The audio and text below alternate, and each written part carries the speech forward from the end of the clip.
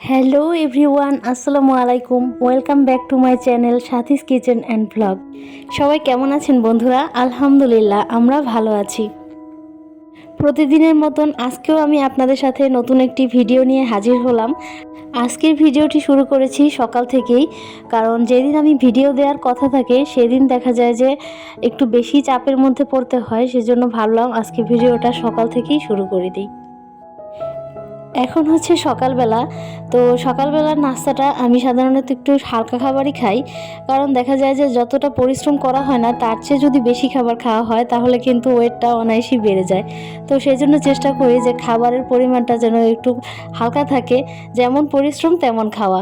ঠিক এই টার্গেট নিয়ে বর্তমান সময়টা পার করছি। আলহামদুলিল্লাহ, বর্তমান যে টিপসগুলোতে চলছি এতে করে আমার 15 কেজি ওয়েট কমে গেছে। এছাড়া দেখা যায় যে দুপুরবেলাও ভাতটা একটু কম খাই, আর প্রোটিনের চাহিদা মেটানোর জন্য মাছ মুরগি এগুলো একটু বেশি করেই খাওয়া হয়। আমার ওজন ছিল প্রায় 80 কেজির মতন, হঠাৎ করে স্বাস্থ্যটা অনেক বেশি বেড়ে গিয়েছিল। এরপরে আমি ওজন কমিয়ে এখন বর্তমান সময়ে 65 কেজিতে আছি। টার্গেট আছে আর 5 কেজি কমানোর জন্য, এরপরে আর কমাবো না। ডায়েটিংয়ের ক্ষেত্রে আমি কী ধরনের খাবার খেয়ে আমার ওয়েটটাকে 15 কেজি কমিয়েছি সেটা যদি আপনারা দেখতে চান তাহলে চাইলে আমাকে কমেন্ট করে জানাতে পারেন। আর যদি আপনারা আমাকে বলেন, আমি অবশ্যই আমার ডায়েটিং চার্টগুলো আপনাদের সাথে শেয়ার করব। বন্ধুরা, যারা এখনও ভিডিওটিতে কন্টিনিউ করছেন তাদেরকে আমি অবশ্যই ছোট্ট একটি রিকোয়েস্ট করে রাখবো, যারা ভিডিওটি দেখছেন তারা আমার ভিডিওটিতে ছোট্ট একটি লাইক করে যাবেন। আর যারা আজ আমাকে প্রথম দেখছেন বা আমার এই ধরনের আরও ভিডিও দেখতে চান তারা চাইলে আমাকে সাবস্ক্রাইব করতে পারেন। আর যারা আমাকে ফেসবুক পেজ থেকে দেখছেন তারা চাইলে আমার ফেসবুক পেজটি কিন্তু ফলো করে রাখতে পারেন। যারা অলরেডি এই কাজগুলো করে ফেলেছেন তাদেরকে অসংখ্য ধন্যবাদ। আসলে আজকে সকালটা আমি ভিডিও দিয়ে শুরু করেছি, সেজন্য আজকে আমাকে ঝরঝরে মনে হচ্ছে, কিন্তু প্রতিদিনের সকালটা আমার ঠিক এভাবে কাটে না।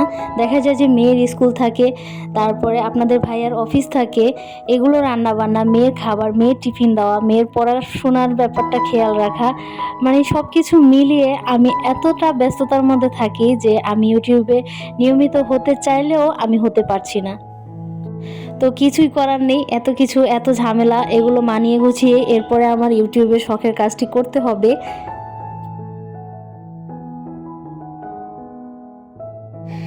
এত ঝামেলার পাশাপাশিও নিজের কিছু ছোট ছোট শখকে এখনও পুষে রেখেছি, যেমন আমার পাখি পোষার শখটা।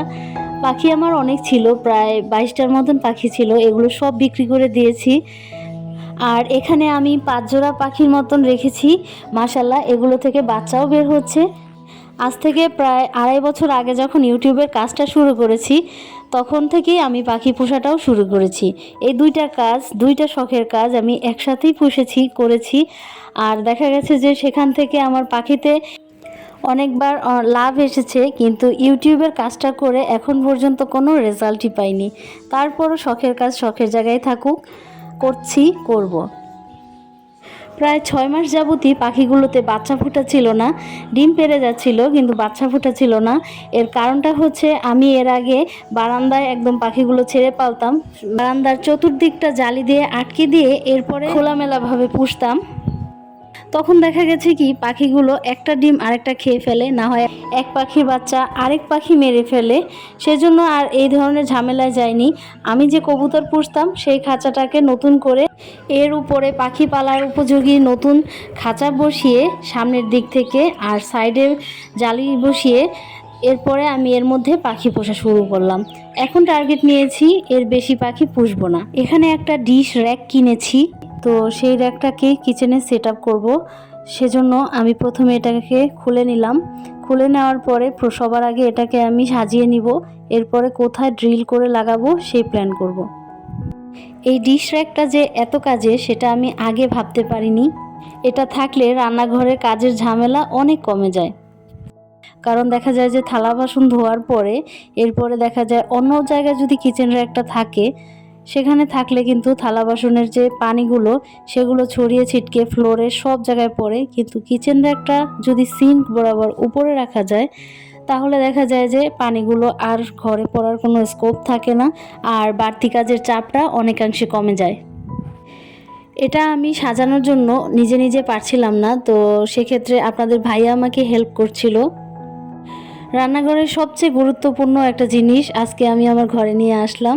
তো এটাকে আমি কিভাবে সাজিয়ে গুছিয়ে নিয়েছি সেটাই আজকের ভিডিওতে আপনাদের সাথে মূলত শেয়ার করব। সুন্দর সাজানো বাসা সবার কাছে একান্ত কাম্য।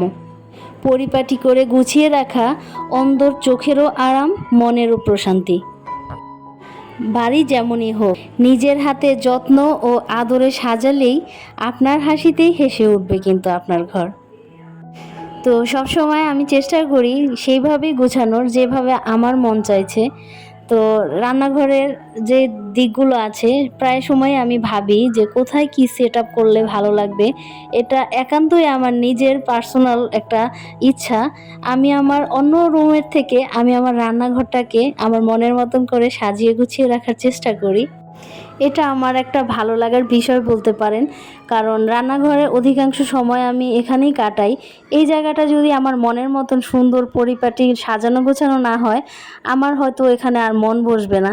সেই জন্য আমি আমার যা ইচ্ছা করে রান্নাঘরে সেভাবেই আমি গুছাই রান্নাঘরটাকে। অনেকে ভাবেন যে রান্নাঘর সাজাতে হয়তো ডেকোরেটিভ সুন্দর সুন্দর দামি দামি আকর্ষণীয় জিনিস লাগবে। আসলে কিন্তু বিষয়টা তা না। কম দামি জিনিস দিয়েও রান্নাঘরকে সুন্দরভাবে মনের মতন করে কিন্তু ফুটিয়ে তোলা যায়। সেটা মাটির ঘরের রান্নাঘর হোক কিংবা পাকা ঘরের রান্নাঘর হোক। আপনাদের সাথে কথা বলতে বলতে ডিশ র্যাকটাকে আমি সিঙ্ক বরাবর ফিট করেছি। এটাকে আমি ড্রিল মেশিন দিয়ে এরপরে সেট আপ করেছি। সেই জায়গাটা আমি ভিডিওটা আপনাদের সাথে শেয়ার করতে পারিনি। আর এখানে আমি যেভাবে সেট আপ করেছি সেটাই আপনাদের সাথে শেয়ার করছি।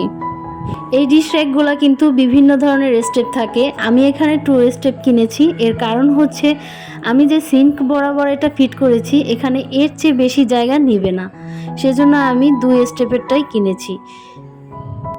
আর তাছাড়া আমার সংসার ছোট, এর চেয়ে বেশি থালা বাসন আমার প্রয়োজন পড়বে না, সেজন্য আমার জন্য এটাই পারফেক্ট। তো এখন আমি এই ডিশ র্যাকটাকে সাজিয়ে নিচ্ছি। এখানে প্রায় 12 থেকে 16টা প্লেট রাখা যাবে। তো আমি এখানে 2 সেট প্লেট নিয়েছি। এই 2 সেট প্লেট দিয়েই আমি র্যাকটাকে সাজাবো।